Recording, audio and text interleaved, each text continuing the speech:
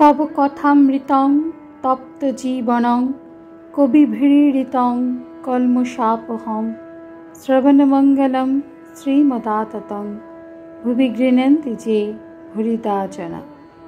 नमस्कार, অমৃতবাণী চ্যানেলে আপনাদের সকলকে স্বাগত।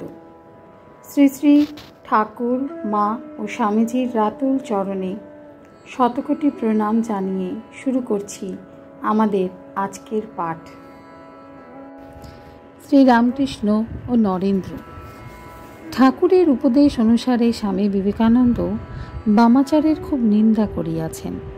তিনি বলেন, ভারতবর্ষের প্রায় সকল স্থানে, বিশেষত বাংলাদেশে গুপ্তভাবে অনেকে এরূপ সাধনা করেন। তাহারা বামাচার তন্ত্রের প্রমাণ দেখান।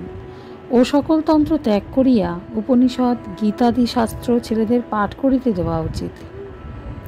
শোভাবাজার স্বর্গীয় রাধাকান্ত দেবের ঠাকুর বাড়িতে স্বামী বিবেকানন্দ বিলাত হইতে ফিরিবার পর বেদান্ত সম্বন্ধে একটি সারগর্ভ বক্তৃতা দেন। তাহাতে স্ত্রীলোক লইয়া সাধনার নিন্দা করিয়া নিম্নলিখিত কথাগুলি বলিয়াছিলেন।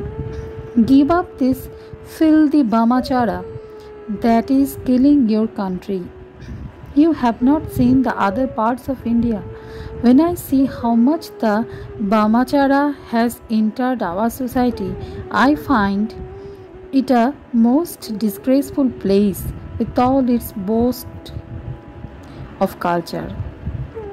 These Bamachara sects are honeycombing our society in Bengal. Those who came out in the daytime and preach most loudly about Achara, it is they who carry on the most horrible debauchery at night and are backed by the most dreadful books. They are ordered by the books to do these things. You who are of Bengal know it. The Bengali Shastras are the Vamachara Tantras. They are published by the curt lot, and you poison the mind of your children with them instead of teaching them your Shrutis. Father of Calcutta, do you not feel ashamed that such horrible stuff as these Vamachara Tantras with translation to should be put into the hands of your boys and girls and their minds poisoned, and that they should be brought up with the idea that these are the Shastras of Hindus?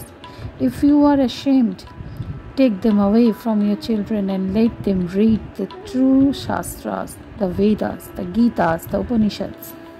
Reply to Calcutta address at Shobhabajar. Kashipur বাগানে ঠাকুর শ্রী রামকৃষ্ণ যখন পীড়িত হইয়া আছেন, 1886 খ্রিস্টাব্দ, নরেন্দ্রকে একদিন ডাকিয়া বলিলেন, বাবা, এখানে যেন কেহ কারণ পান না করে।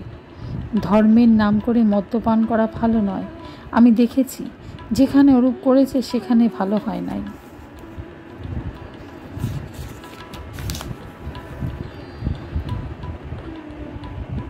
দশম পরিচ্ছেদ। শ্রীরামকৃষ্ণ, স্বামী বিবেকানন্দ ও অবতারবাদ।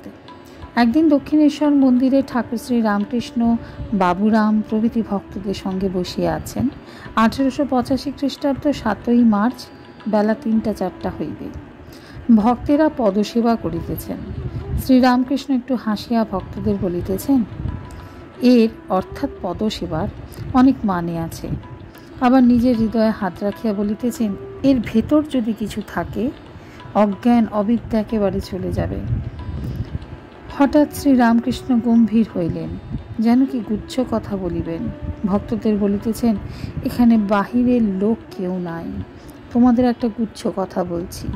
সেদিন দেখলাম আমার ভিতর থেকে সচ্চিদানন্দ বাইরে এসে রূপ ধারণ করে বললে, আমি যুগে যুগে অবতার। দেখলাম পূর্ণ আবির্ভাব, তবে সত্যগুণের ঐশ্বর্য। ভক্তেরা এইসব কথা অবাক হইয়া শুনিতেছেন। কেহ কেহ গীতোক্ত ভগবান শ্রীকৃষ্ণের মহাবাক্য স্মরণ করিতেছেন, যদা যদা হি ধর্মস্য গ্লানির্ভবতি ভারত অভ্যুত্থানম ধর্মস্য তদাত্মনং সৃজম্যহম পরিত্রাণায় সাধুনাং বিনাশায় চ দুষ্কৃতম ধর্ম সংস্থাপনার্থায় সম্ভবামি যুগে যুগে। আর একদিন 1885 খ্রিস্টাব্দে 1 সেপ্টেম্বর জন্মাষ্টমী দিবসে নরেন্দ্রাদি ভক্তের সমাগম হইয়াছে। শ্রীযুক্ত গিরিশ ঘোষ 2-1টি বন্ধু সঙ্গে করিয়া দক্ষিণেশ্বরে গাড়ি করিয়া আসে উপস্থিত, কাঁদিতে কাঁদিতে আসিতেছেন। শ্রীরামকৃষ্ণ সস্নেহে তার গা চাপড়াইতে লাগিলেন। গিরিশ মাথা তুলিয়া হাত জোর করিয়া বলিতেছেন, তুমিই পূর্ণ ব্রহ্ম, তা যদি না হয় সবই মিথ্যা। বড় খেদ রইল তোমার সেবা করতে পেলুম না। দাও বর ভগবান, 1 বৎসর তোমার সেবা করব। বারবার তাহাকে ঈশ্বর বলিয়া স্তব করাতে ঠাকুর বলিতেছেন, ছি, ও কথা বলতে নাই। ভক্তবৎ ন চ কৃষ্ণবৎ। তুমি যা ভাবো তুমি ভাবতে পারো, আপনার গুরু তো ভগবান, তা বলে ওসব কথা বলায় অপরাধ হয়। গিরিশ ঠাকুরকে আবার স্তব করিতেছেন, ভগবান পবিত্রতা আমায় দাও, যাতে কখনো একটু পাপ চিন্তা না হয়। শ্রীরামকৃষ্ণ, তুমি পবিত্র তো আছো, তোমার যে বিশ্বাস ভক্তি। আজকের পাঠ এ পর্যন্তই। নমস্কার। কথামৃতের সুধাধারার সাথে শ্রী শ্রী ঠাকুর, মা ও স্বামীজির অনুধ্যানের জন্য চ্যানেলটি সাবস্ক্রাইব করুন।